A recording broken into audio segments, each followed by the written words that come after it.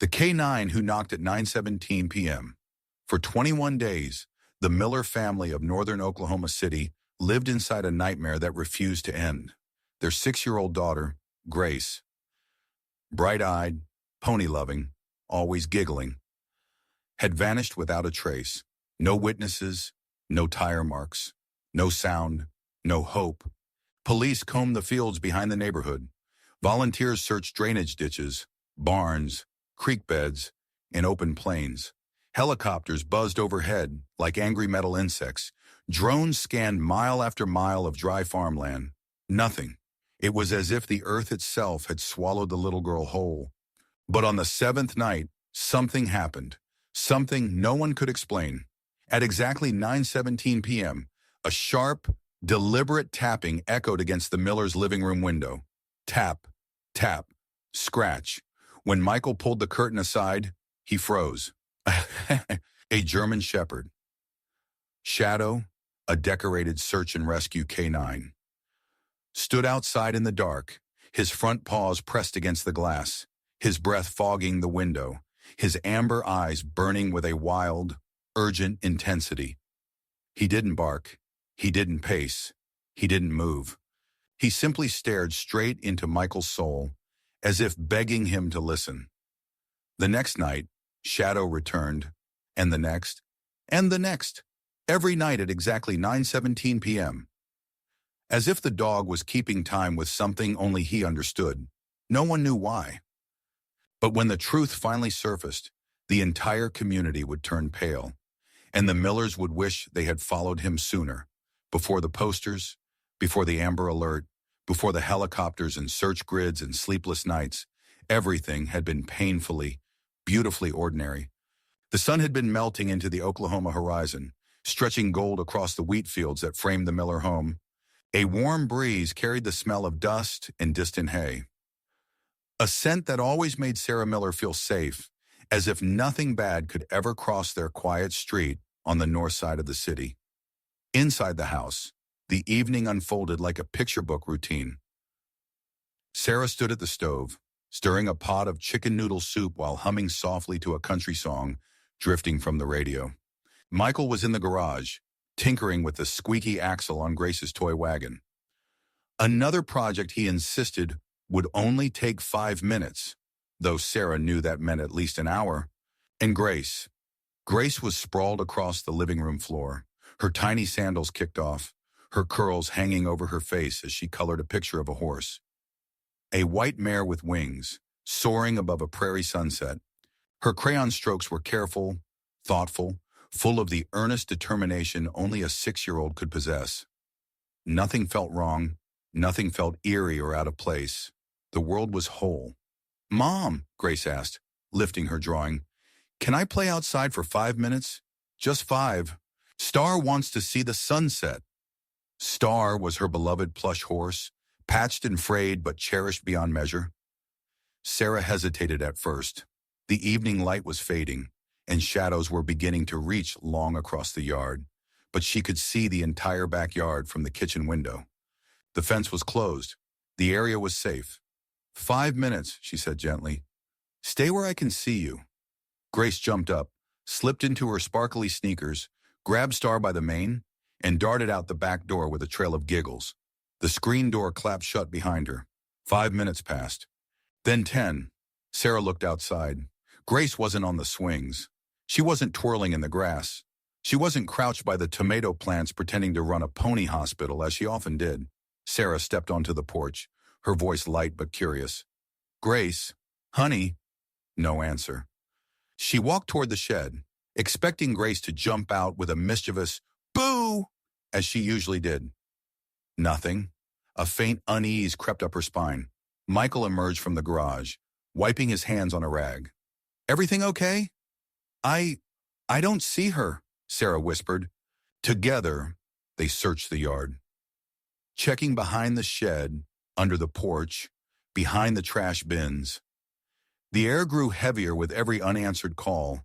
Then Sarah saw it. Star, Grace's stuffed horse, lying face down in the dirt beside the back fence gate. A gate that now hung slightly open. Grace never left Star behind. Never. Sarah's scream sliced through the quiet suburb. Michael lunged for his phone, dialing 911 with trembling fingers. In a flash of red and blue lights, their ordinary world shattered. And somewhere across the vast Oklahoma farmlands, a canine named Shadow lifted his head, already sensing the story that was about to begin. The flashing lights arrived first. Washing the wheat fields in streaks of red and blue, police cruisers skidded to a stop along the gravel shoulder, doors flying open as officers fanned out with radios crackling and flashlights slicing through the dusk. Neighbors poured out with hurried steps and anxious faces. Some carried lanterns, others brought drones, and a few simply stood in silence, hands pressed over their mouths. In small communities like theirs, a missing child felt like losing the heartbeat of the entire neighborhood. Sarah held Michael's arm so tightly her nails left crescent moons against his skin. "Please find her. Please," she whispered to anyone within earshot, even to the empty air. Sergeant Cole, tall, weathered, and impossibly steady, approached with a calm that felt like a lifeline. "We're mobilizing everything. We'll find her," he promised. But it was the dog beside him who stole the breath from the world, a black German shepherd. Muscular, alert, eyes sharp as broken amber. Stood poised like a shadow carved into the earth.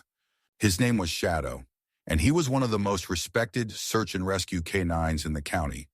He'd found runaway teens, wandered dementia patients, even a drowning boy lost in a floodplain. Tonight, he didn't bark or pace. He simply watched the Millers with a stillness that felt almost human. Almost knowing. Cole crouched beside him. "Ready, boy?" Shadow dipped his head once, as if answering.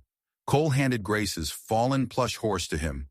Shadow lowered his muzzle to the soft fabric, inhaled deeply, closing his eyes for a heartbeat. When he opened them again, they were different. Focused, burning with purpose. And then he moved. Not walked, not trotted. He pulled. So hard, so suddenly, that Cole had to brace himself to keep his balance. Shadow lunged toward the back fence, nose glued to the ground, tail rising like a black flag of urgency. "He's got something," Cole shouted. Shadow slipped through the open gate, leading the team across the field, past a line of oak trees that bordered the Millers' property. The wind swept across the tall grass, bending it in waves as if pointing the way ahead. The world narrowed into a corridor of shadows and flashlight beams. The dog's pace quickened, across a shallow ditch, over a rusted barbed wire fence, into a stretch of neglected farmland that smelled of dry soil and old machinery. Shadow didn't hesitate for a second. His paws struck the earth with rhythmic certainty. Left, right, left. Like he was following a path only he could see. But then, abruptly, he slowed. His nose hovered inches above the ground. He circled once, twice. A soft whine spilled from his throat. The scent. Grace's scent. Faded into nothing. Cole knelt beside him, eyebrows knitting together. "Lost it?" he whispered. Shadow circled again, more frantically this time.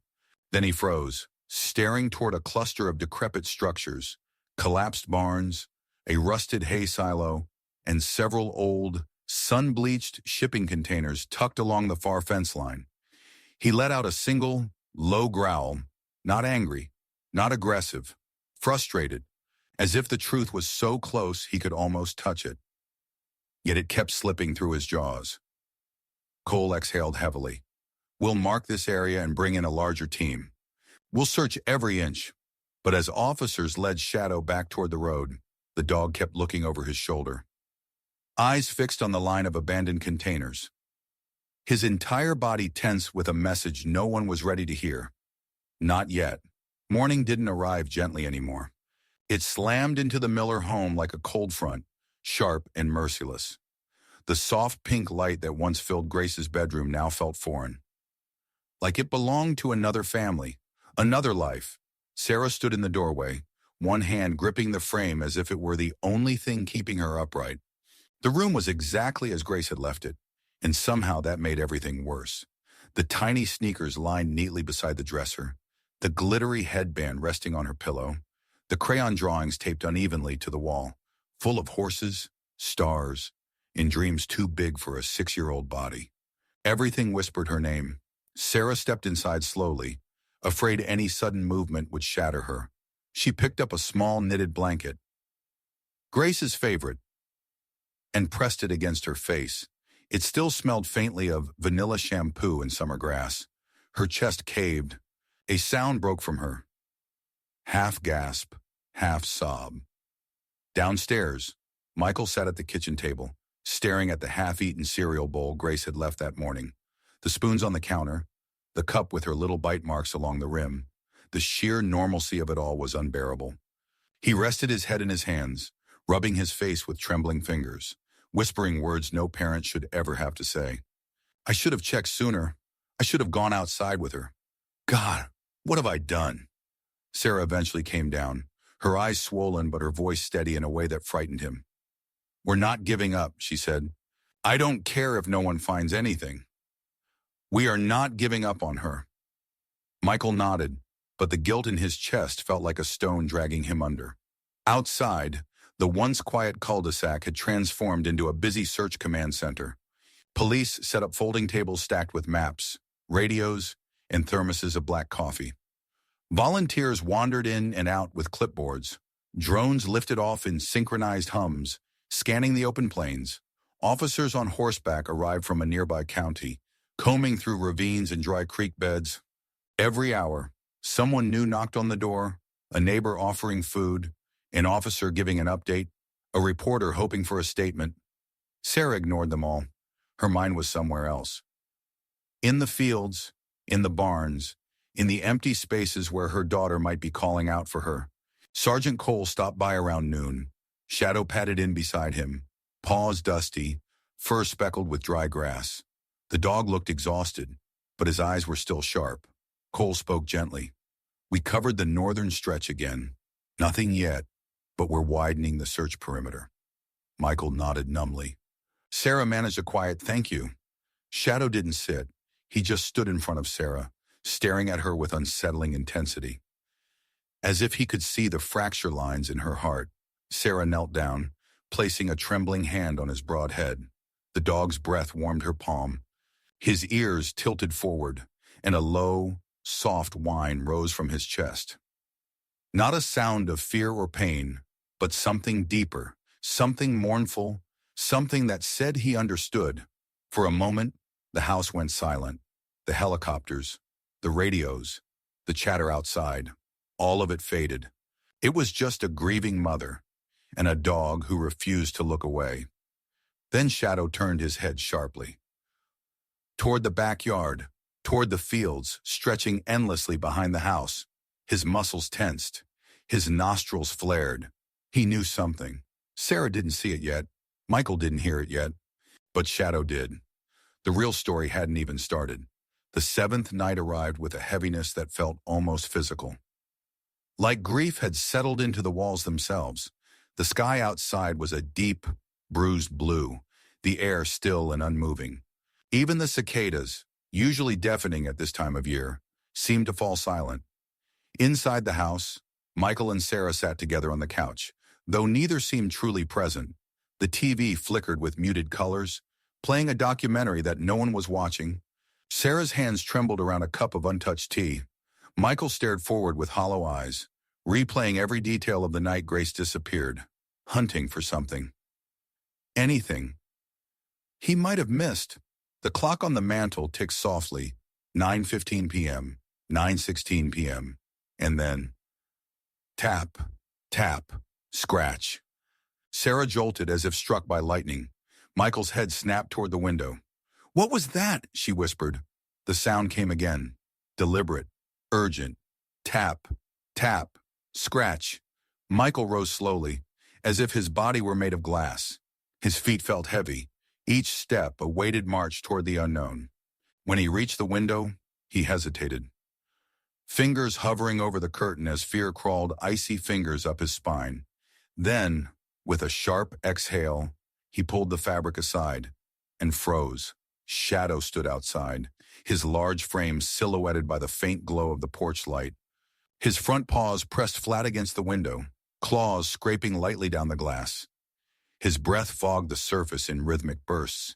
His eyes, normally steady, disciplined, burned with a fierce, unsettling intensity. "Shadow?" Michael breathed. Sarah joined him, covering her mouth with a trembling hand. Why? Why is he here? He wasn't supposed to be anywhere near their home. He belonged at the K9 unit facility miles away. Before they could process the impossible, a pair of headlights swung into the driveway. A patrol SUV skidded to a stop, and Sergeant Cole burst out, his voice breathless with frustration. "I'm so sorry," he called out. He broke out of his kennel, vaulted the outer fence. My team chased him for 2 miles before he disappeared into the fields. I should have known he'd come here." Michael unlocked the door and stepped onto the porch. Shadow immediately lunged toward the backyard. Not at them, not at the street, but toward the dark expanse of fields behind the house. Cole clipped a leash to the dog's harness, but Shadow fought against it, muscles straining, claws digging ruts into the dirt.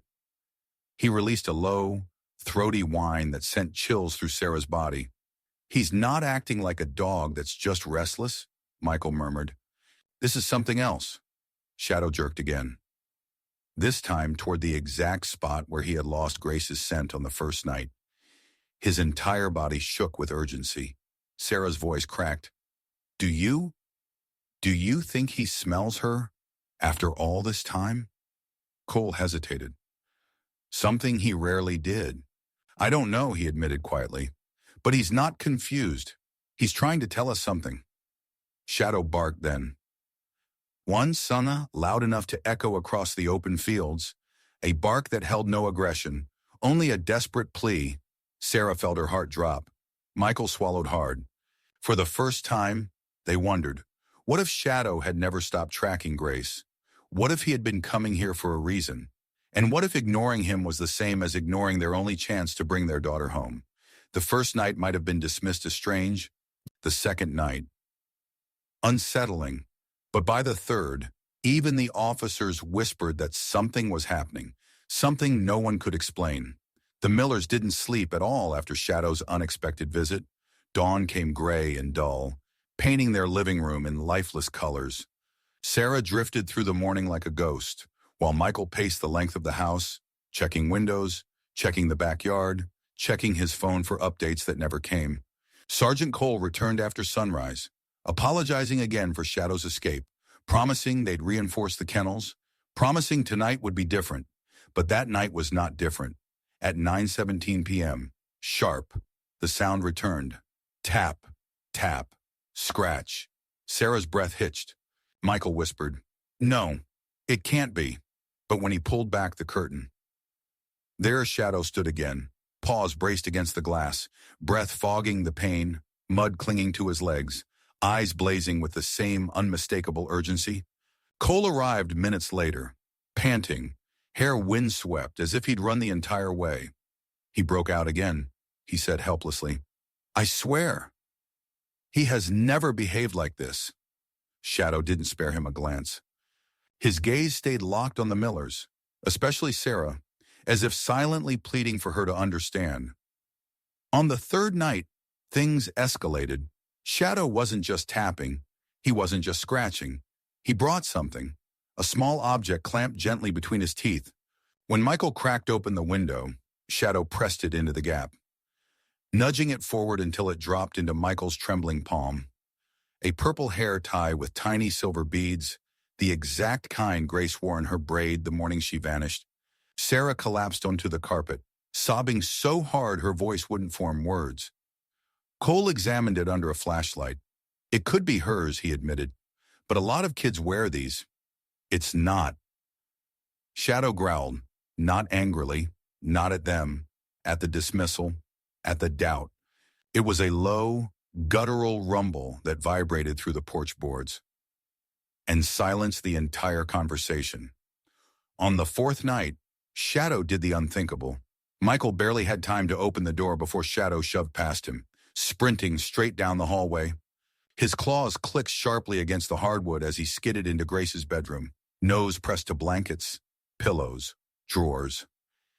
every inch of the space she once filled with laughter. He stood in the center of the room, panting, trembling, staring at Sarah with desperate eyes. Then he bolted back outside and returned to the window, carrying something new, a small metallic charm, a silver star. From Grace's backpack zipper, there was no way he could know where to find that charm. No way it would end up in his mouth by coincidence. Sarah's voice trembled. He's trying to show us something. Michael nodded slowly, heart pounding. He's not just tracking, he's communicating. Shadow barked once. Sharp, commanding. Then he sprinted toward the fields again, stopping only when he realized the Millers weren't following yet. He turned back, eyes glowing, body still as a statue, a silent message. Come, follow me. You're running out of time. The house had grown unbearably quiet, not the peaceful kind of quiet that filled the Miller home on lazy Sunday mornings, but a hollow quiet. A quiet that seemed to echo back the absence of Grace. Every chair felt too big. Every room felt too cold. Even the air felt heavy, as if grief itself had weight. On the fourth night, after Shadow delivered the tiny silver star from Grace's backpack, Sarah retreated into her daughter's bedroom, clutching the charm so tightly it left an imprint on her palm. She sat on the edge of Grace's small bed, surrounded by the faint scent of bubblegum shampoo and childhood. Her voice broke the silence in a whisper. Grace, baby, where are you? The words trembled in the air. She reached for Grace's pink hoodie. Soft, worn, edged with tiny embroidered horses, and pulled it into her arms, pressing it to her cheek. The familiar scent unraveled what was left of her composure. Tears slipped down her face, falling onto the fabric one drop at a time. If I had watched you closer, she whispered. If I had just gone outside with you. If I had held your hand a little longer. A soft sound cut through her spiral of guilt, a low whine. Sarah lifted her head. Shadow stood in the doorway, framed by the dim hallway light. His silhouette was a blend of strength and sadness.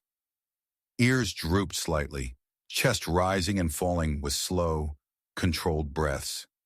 His dark eyes fixed on her, and for a moment, she felt as if he was absorbing her grief, holding it with her. Slowly, he walked toward her. No barking, no frantic pacing, just steady steps, one after another, until he reached her knees. He lowered his head, nudging the hoodie gently, almost reverently. Sarah's voice cracked. You loved her too, didn't you? Shadow pressed his forehead against her leg. Something inside Sarah shattered. She fell forward, wrapping her arms around the dog's neck, bearing her face in his fur. Shadow didn't pull away. He stood firm, a pillar of warmth and life in a room drowning in fear and regret. I can't lose her, Sarah sobbed. I can't lose my little girl. Tell me what to do. Please. Tell me. Shadow's breath puffed against her skin. He let out another soft whine, a sound so human it made her chest ache. And then something changed.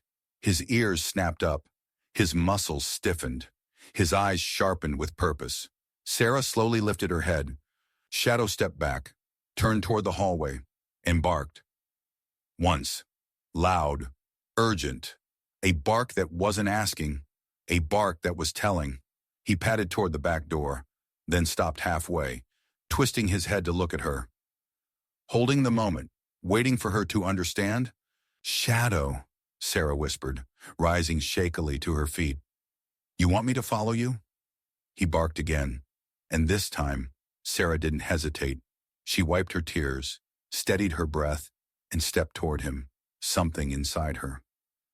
A tiny spark of hope buried beneath crushing fear began to flicker again. As Shadow pushed the door open with his nose and slipped out into the night, Sarah followed him into the darkness. Not knowing that she had just taken the first step toward the truth her heart had been too broken to face. The next night arrived with the weight of something inevitable. The sky hung low, heavy with clouds that refused to break. The Miller home sat in a pocket of silence. Every shadow deeper, every sound sharper. Sarah stood in the kitchen with the lights off, staring at the back window as though her will alone could summon a miracle. Michael sat on the couch, phone in hand, pretending to scroll but absorbing nothing. The clock blinked 9:16 p.m. For a moment, time seemed to hold its breath. Then, 9:17. Tap, tap, scratch. Michael whispered a curse under his breath. Sarah pressed a fist to her chest, her pulse racing. She already knew who it was. When they reached the window, Shadow stood there, this time drenched in thick, dark mud up to his chest. His breaths came in a short burst, fogging the glass with every exhale. But it wasn't his disheveled state that made Sarah's heart lurch. It was what he was doing. Shadow lifted his paw, pressed it firmly against the glass, and dragged it downward in a single, deliberate streak of mud. Then he did it again, and again. He paused, repositioned, and made two more parallel streaks. Close together, almost identical in length. Then he moved to the right and dragged a longer stroke, leaving a bold, crooked line. Michael blinked. What? What is he doing? Shadow repeated the pattern. Two streaks on the left, a gap, one long streak on the right. Then he stepped back, looked at them with burning intensity, and let out a bark so sharp it cut through the night like lightning. Sarah leaned close to the glass. Michael, two lines, then one, two and one. 21? Michael said, his voice shaking slightly. Shadow barked again. Louder? But something didn't feel right. It wasn't just a number. It was a direction. Shadow suddenly turned and ran across the yard, weaving left twice. Sharp, deliberate movements. Before angling his body right in a long, sweeping motion, Michael's eyes widened. He's showing us how to move. Sarah felt a cold wave wash over her. Two left turns, one right turn, a pattern, a route. Shadow sprinted back to the window, slammed his muddy paw against the glass at the same diagonal angle he had just run, and held it there. His body was trembling. Not from exhaustion, but from urgency. Headlights approached again. Sergeant Cole jumped out of the SUV, visibly shaken. He escaped again. The fencing didn't hold. I don't know how he... Cole stopped mid-sentence as he saw the muddy markings on the glass. What in the world? Shadow barked once at Cole, twice at Michael, then ran back toward the fields, stopping only when he reached the fence line and looked back. Waiting, begging, Sarah whispered. He wants us to follow the path he just drew. Michael swallowed hard. When he first tracked Grace, he lost her scent somewhere near County Road 23, the old farm road with those abandoned containers. Sarah's blood ran cold. Michael, 23. Shadow barked again, the sound echoing across the dark fields like a warning. And a countdown. The message was no longer subtle. He was demanding to be understood.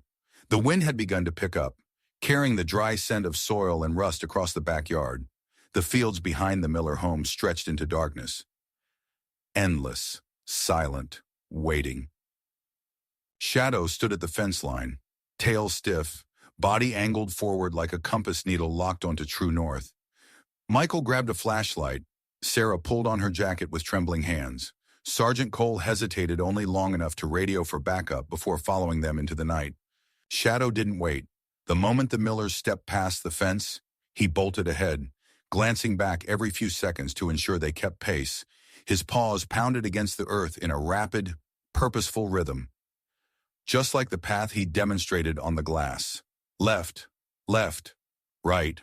Each turn was sharp, intentional, carving a trail through the tall grass. Where is he taking us? Sarah asked, breath short. Michael's jaw clenched. Somewhere he's been before. They reached a shallow ditch, a dried-up drainage line that wound like a scar through the land. Shadow leapt over it effortlessly, then continued toward a cluster of dark shapes looming in the distance. Cole lifted his flashlight. Old farmland, he murmured. This place hasn't been used in years. The beam crossed sagging barns, their wooden frames buckling under decades of neglect. A rusted hay silo leaned precariously to one side, its roof half collapsed. But it was what stood beyond them that made Sarah's breath catch. A row of shipping containers. Long, rusted, half hidden under vines and debris. 6 of them, arranged haphazardly like giant metal tombs. Shadow headed straight for them. He stopped in front of a red container. Its paint faded, streaked with rust that glowed like dried blood under the moonlight. He lowered his head, pushing his nose into a narrow seam along the door, inhaling deeply. Then he whined, a long, trembling sound that vibrated through the stillness. Michael approached slowly. This is where he lost the scent that first night. Cole crouched beside Shadow, touching the metal wall. If someone brought Grace here, they could have loaded her into a vehicle inside the property. No cameras, no witnesses, just open land. Shadow pressed both paws against the container door, clawing at the metal as if trying to peel it open. Sarah felt her skin prickle. What if she was here? What if Shadow's been trying to bring us back to this spot all along? Cole stood, jaw tight. Could be, but the door's padlocked and we need proper equipment before we force anything open. Shadow barked sharply, snapping at the lock. Cole shook his head. I know, boy, I know. But we have to follow protocol. Shadow growled in frustration, circling the container, pressing his ear against the metal, listening. When nothing came, he turned back to the Millers, chest heaving, eyes blazing in the dark. It wasn't the look of a dog who had found nothing. It was the look of a dog who had found something that wasn't there anymore. We'll mark this location, Cole said reluctantly. We'll bring a larger team in the morning. But as they turned to head back, Shadow didn't move. He stayed beside the red container, staring at it with the kind of intensity that made Sarah's stomach twist. Michael? She whispered. Yeah, he answered softly. He knows something, and we're not listening. Shadow's silhouette. Rigid, unmoving, blazing with purpose. Seemed to whisper exactly that. The storm arrived like a living creature. Thunder rolled across the Oklahoma plains in long, trembling waves. Lightning split the sky open, illuminating the fields in stark flashes of white. The wind screamed against the Miller house, rattling the windows and bending the tall grass outside into frantic, thrashing shapes. Inside, Michael and Sarah sat together, but neither spoke. They listened. To the storm, to their own racing thoughts, to the unbearable silence that seemed to pulse through the walls. Search had been suspended due to the weather. Officers had returned to the station. Shadow had been taken back to his reinforced kennel. But Sarah couldn't shake the feeling clawing at her chest. The dog hadn't wanted them to leave that red container. Michael stared out the window, knuckles white. Tomorrow, he whispered. First light. We'll go back. I don't care if they approve it or not. Sarah nodded, though her eyes were glassy. I didn't hear anything, but Shadow did. The clock blinked 9:17 p.m. The moment froze in the air. Then, bang! Something slammed against the living room window. Sarah screamed. Michael lunged to his feet. A second impact. Harder. Shook the glass. Bang! Scratch! Bang! Michael yanked the curtain open, and the world narrowed into a single heartbeat. Shadow, standing in the storm, drenched, shaking, mud plastered to his fur. His paws hammered the window with frantic force. How?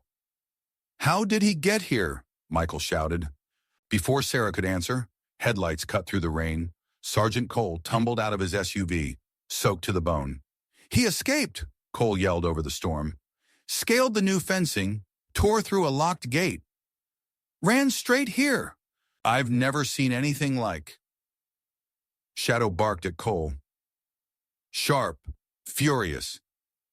Then spun toward the fields, running a few steps before stopping, whipping his head back at the Millers. He wasn't visiting. He wasn't panicking. He was summoning them. Sarah rushed outside without grabbing a coat. Shadow! What is it? What's happening? The dog sprinted toward the farmlands, slipping in mud but never slowing. Lightning illuminated his outline. Low, determined, desperate. Michael grabbed Sarah's hand. We're going. Whatever happens, we follow him. Cole hesitated only a moment before shouting into his radio and running after them. The storm swallowed them as they crossed the ditch, the wind whipping their clothes, the mud sucking at their shoes. Shadow reached the row of shipping containers and skidded to a halt in front of the red one. He pressed his ear to the metal, muscles rigid. Then he barked. A deep, startled bark. "Do you hear something?" Sarah cried. Michael placed his palm against the steel. The storm pounded. The wind howled. But beneath it, faint and fragile, something answered. Tap, tap, tap. A rhythmic knock. Tiny, weak, human. Sarah's knees buckled. "Michael! Someone's inside!" Shadow threw himself at the container door, claws tearing at the rust, barking so violently the sound vibrated in their chests. Cole's voice trembled. "Get bolt cutters! Now!" Shadow didn't stop, not when his claws bled, not when the thunder roared, not when the wind nearly ripped the breath from his lungs. Because inside that metal tomb, a child was knocking for her life. Rain hammered the red container like fists from the sky. Thunder cracked overhead, flashing white light across the trembling faces gathered outside. Shadow remained plastered against the steel wall, paws clawing, tail stiff, body shaking with so much urgency it seemed to vibrate through the ground itself. Inside, again. Tap, tap, tap. Faint, faltering, but real. Sarah pressed both hands to her mouth, choking on a sob. "Grace! Oh, God! Grace!" Michael shouted into the storm. "Hold on! Sweetheart, we're here!" Sergeant Cole sprinted toward a deputy who had just arrived with emergency tools. "Bolt cutters, now!" he barked. They shoved a massive pair into his hands. Cole wedged the cutter around the rusty padlock. Rain soaked the metal, making it slick in his grip. Shadow backed up, barking like a creature possessed. Not out of aggression, but out of sheer urgency, as if screaming, "Hurry! Hurry!" Cole strained, muscles bulging, gritting his teeth as he pressed the handles together. The lock resisted. Rust groaned. Metal creaked. "Come on! Come on!" Snap! The padlock broke clean in half, dropping into the mud. Michael nearly collapsed from relief. Cole and two deputies threw their weight against the heavy container doors. They didn't budge. "Again!" Cole ordered. Shadow rammed his entire body against the lower seam, claws digging in, adding his strength to theirs. Thud. The hinges cracked. The wind pushed. A final heave. The door tore open. Darkness swallowed the interior. Smell hit them instantly. A suffocating mix of stale air, rust, damp fabric, and fear. Michael raised his flashlight with shaking hands. The beam shakily wobbled across the metal floor, past a pile of blankets, past discarded water bottles, past scuff marks along the wall that looked like a child had tried to scratch her way out.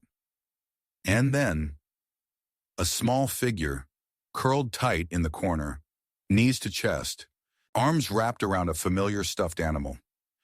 Matted, dirty, nearly unrecognizable, but unmistakably Star. Grace's plush horse, Sarah screamed. "Grace!" The little girl flinched violently at the sound. Her body thin, trembling, her face streaked with dirt. But when the light hit her eyes, when she saw her mother. "Mommy?" The word broke out of her like a sob. Michael dropped to his knees. Sarah lunged forward, reaching for her daughter as if terrified she might dissolve into mist. Grace collapsed into their arms, clutching at them with fragile fingers. "I was scared. I was so scared," she whispered. Shadow stepped inside, lowering his head, crawling forward on his belly. Submissive, gentle. Until he reached Grace, he pressed his snout into her shoulder, whining softly. Grace touched his face with shaking hands. You came for me." Michael held her tighter, tears streaming freely. "You're safe now, baby. You're safe. We've got you." But Grace's next words froze every soul in that container. He said he was coming back tonight." The wind howled. The metal walls groaned. Cole stiffened. Who? Grace. Who was coming back? Grace pointed a trembling finger upward, toward the farmland above them. The man. The one who lives near here, Shadow growled. A deep, simmering sound that made the air crackle. This rescue wasn't over. Not yet. Not even close. Grace trembled in Sarah's arms while the storm raged outside, drumming against the metal container like a warning from the sky itself.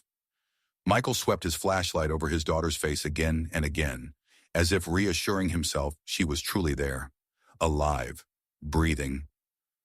But Grace's eyes, wide, dark, terrified, never left the open doorway. He said he'd come back tonight, she whispered again. He brings food sometimes, and water, but he said tonight he needed to move me somewhere else. Sarah clutched her tighter. No one is taking you anywhere ever again. Sergeant Cole's voice dropped low. Grace, sweetheart, can you tell us, who is he? Grace swallowed, her voice barely a breath. The man in the brown truck. Cole stiffened. A brown truck. There was only one person living near these abandoned farmlands with a brown pickup. Someone who knew the back roads better than anyone. Someone who lived close enough to come and go without being noticed. Someone who had helped in the early searches. Who always stood a little too close. Who always asked too many questions. Earl Thompson. Their neighbor. A beat of thunder shook the ground. Suddenly, headlights blasted through the sheets of rain outside the container. A truck. Brown. Old. Familiar. Michael's blood ran cold. Oh God, it's him. Cole instantly shoved Sarah, Michael, and Grace behind him. Stay low. Stay back.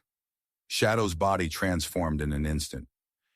Ears pinned, tail straight, fur bristling down his spine. A snarl curled from his chest, primal and electric. The truck door opened. Earl stepped into the storm, rain soaking through his flannel shirt in seconds. His face twisted when he saw the police lights, the open container door, the crowd, and the dog. Shadow growled so deeply it vibrated the puddles at his feet. Earl forced a crooked smile. Well, looks like you folks found something. Cole drew his weapon. Earl Thompson, stay right where you are. Earl raised his hand slowly. But not in surrender. In calculation, he glanced toward the tree line, a perfect escape route.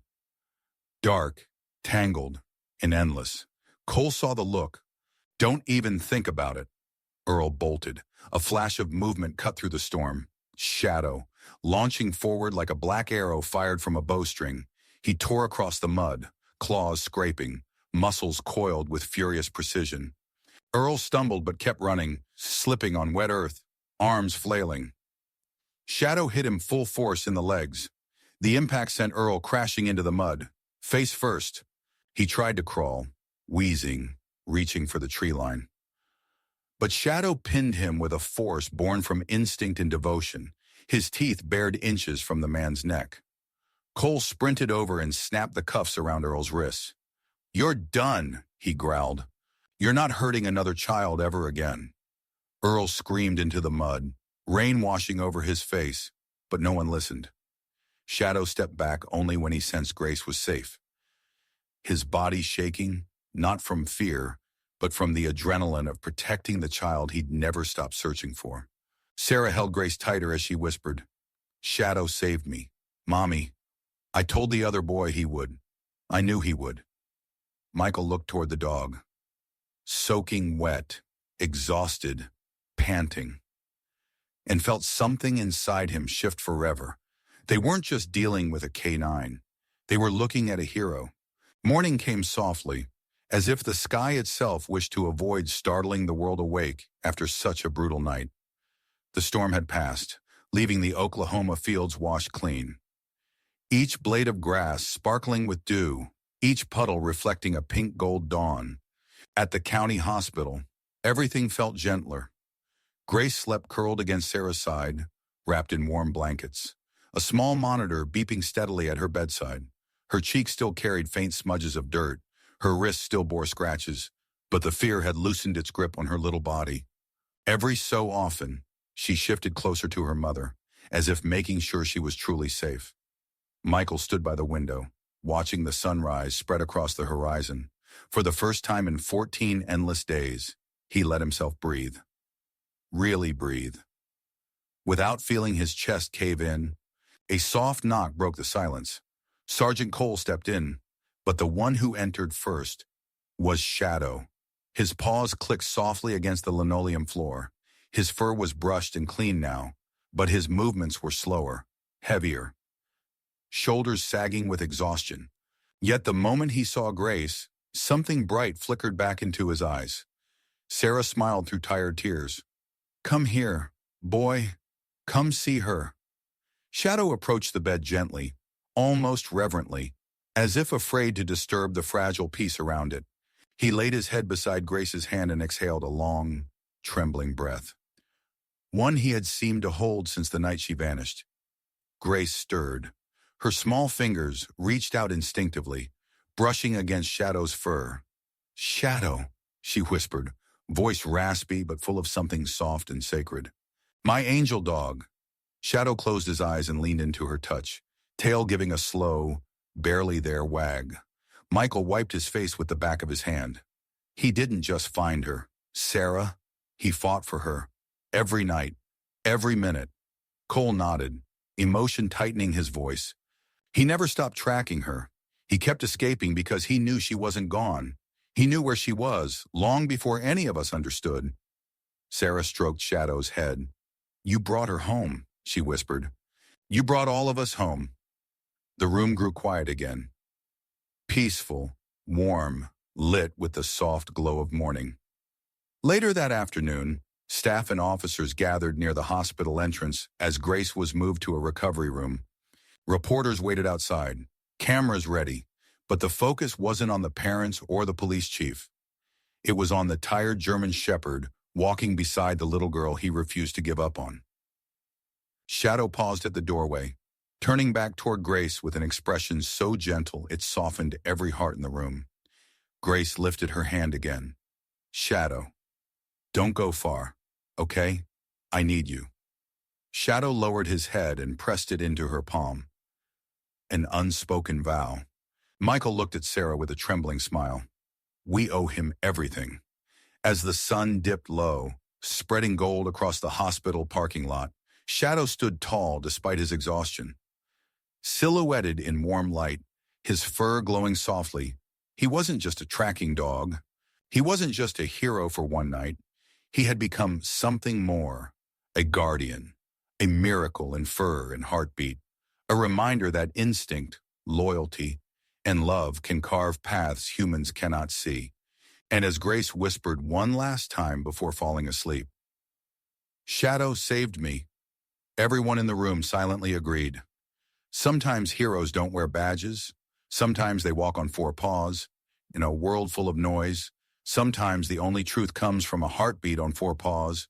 Shadow didn't speak our language, but he understood every tear, every fear, every silent plea stitched inside a mother's breaking heart. His instinct didn't waver, his courage didn't shake, and his love didn't wait for permission. Grace was found because a dog refused to give up. A dog who saw what the world missed. A dog who followed a trail no human believed existed. If this story touched your heart, don't forget to like, share, and subscribe to Paw Prints of Valor. Because every paw print carries a story, every story carries hope, and sometimes the smallest hero has the strongest roar. Not all angels have wings. Some have fur, grit, and a name we'll never forget.